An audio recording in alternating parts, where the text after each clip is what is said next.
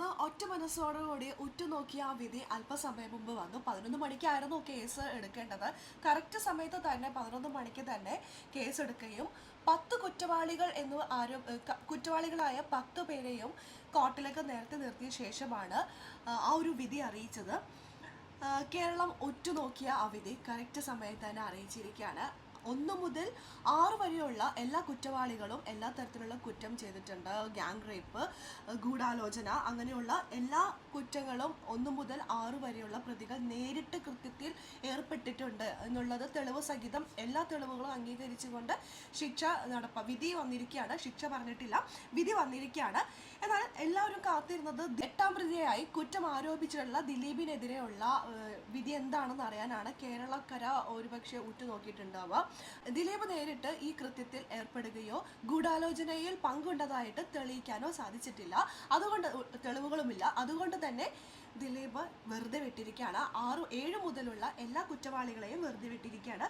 1ാം പ്രതിയായ പൾസർ സുനി, 2ാം പ്രതിയായ Martin driver, 3ാം പ്രതിയായ മണികണ്ഠനും വിജീഷുമാണ് കാറിനകത്തേക്ക് കയറിയത്. പിന്നെ 5ാം പ്രതിയായിട്ടുള്ള സലീം, 6ാം പ്രതിയായിട്ടുള്ള പ്രദീപ്, ഈ 6 പേർക്കുള്ള ശിക്ഷയാണ് ഇപ്പോൾ വിധിച്ചിരിക്കുന്നത്. വിധിയാണ് വന്നിരിക്കുന്നത്. ഇവർ കൃത്യം നിർവഹിച്ചിട്ടുണ്ട്, ഇവർ കുറ്റവാളികളാണ് എന്നുള്ള തരത്തിലുള്ള വിധിയാണ് അല്പസമയം മുമ്പ് നമ്മളെ അറിയിച്ചിരിക്കുന്നത്. 1000 കുറ്റവാളികൾ ശിക്ഷിക്കപ്പെട്ടാലും ഒരു നിരപരാധി പോലും ശിക്ഷിക്കപ്പെടരുതെന്നാണല്ലോ നമ്മുടെ നിയമഘടന. അപ്പോൾ അതനുസരിച്ചിട്ടുള്ള ഒരു വിധിയാണ് വന്നിരിക്കുന്നത്. നമ്മുടെ നിയമത്തിൽ നമുക്ക് വിശ്വസിക്കാം. എന്തായാലും ദിലീപിൻ്റെ വിധി എന്താണെന്നുള്ളത് ടി വിയിൽ ഇങ്ങനെ പറഞ്ഞുകൊണ്ടിരിക്കുമ്പോൾ ദിലീപിൻ്റെ വിധിയല്ല, നടിക്ക് നീതി കിട്ടണം എന്നുള്ള ഒരു ആഗ്രഹത്തോട് കൂടിയിട്ടാണ് ഞാൻ ടി വിയുടെ മുമ്പിൽ ഇരുന്നത് കേട്ടോ. അപ്പോൾ അതിൽ ഓരോ ന്യൂസുകൾ ഇങ്ങനെ വരുന്തോറും അവിടെ ബാക്ക്ഗ്രൗണ്ടിൽ ഇങ്ങനെ കൈയടിക്കുന്ന സൗണ്ടുകളാണ് കേൾക്കുന്നത്.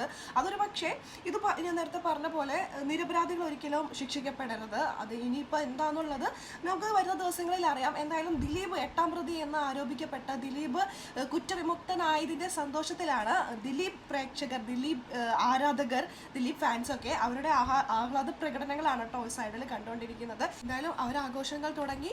എന്നാൽ ഇനിയും കുറച്ച് സത്യങ്ങൾ തുറന്നു പറഞ്ഞുകൊണ്ട് പ്രോസിക്യൂഷൻ ഭാഗം വരുമെന്നൊക്കെ പറയുന്നുണ്ട്. അതിൻ്റെ എന്താണെന്നുള്ളത് നമുക്ക് കാത്തിരുന്ന് തന്നെ കാണാം.